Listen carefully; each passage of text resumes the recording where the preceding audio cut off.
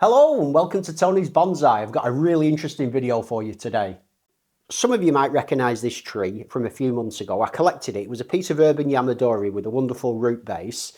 It has budded out and is beginning to leaf, but it's moving quite slowly. This is the biggest of all the leaves. You can see it is developing, it's just going slow.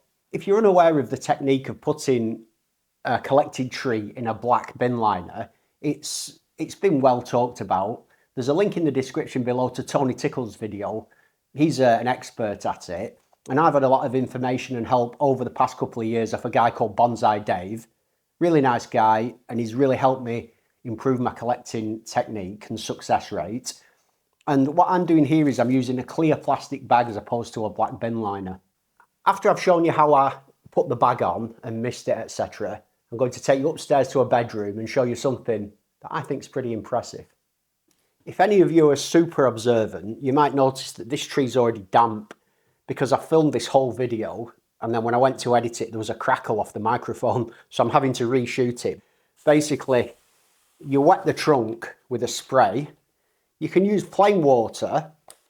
I like to add a bit of this stuff called rhizotonic, and it helps trees to produce roots. Or you can use liquid seaweed, and you just mix a bit of it in and dampen the tree and the trunk down. And this is the whole idea, is to add humidity into the tree. So the next job is to just pull the bag up. Oh, these 4 sticks, they're just sticks stuck in the pot to hold the plastic away from the leaves and the shoots that are going to hopefully emerge. And it's dead simple, dead straightforward. You just bag it up like that. Make sure there's no sort of gaps, because you do want to really build that humidity inside there. You want it at a full 100% humidity. So I just give it another spray, wet the inside of the bag. And once it's all nice and moist, you can then just gather the bag together like that. I give it a twist, and then I just use an old piece of bonsai wire to just tie it round, and effectively you're creating a kind of very moist, humid greenhouse. This technique of using the clear plastic bag is an option to use on coniferous material. Obviously you can't put an evergreen tree in a black plastic bag all winter because it needs light. However, I'm having some great success using this clear bag technique, even on the deciduous material. It keeps the humidity in there, and I like the fact that when the leaves emerge, they're getting light straight away, rather than growing, in the dark. Maybe the dark's better, I don't know, I'm not an expert. So what I've got to show you is a collected blackthorn. It's been in the bag about 3 weeks. I've been misting it and airing it daily. So every day, sometimes every other day, I open up the bag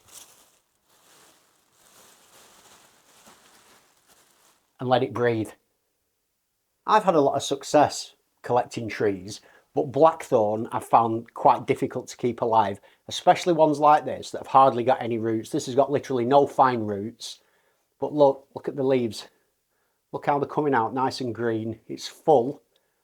And while it's putting these leaves out, I'm sure it's also developing a new root structure. While we're here, we'll take a look at the tree. It comes up really, it's got a lovely trunk. It splits into a twin trunk. And this long one here hasn't got much to offer. I think I'm going to air layer that one off next year. And this will just become a single trunk going up. It's got some nice movement. I really, really like this tree. Like the tree downstairs, I just cover it up like that. Give it a spray.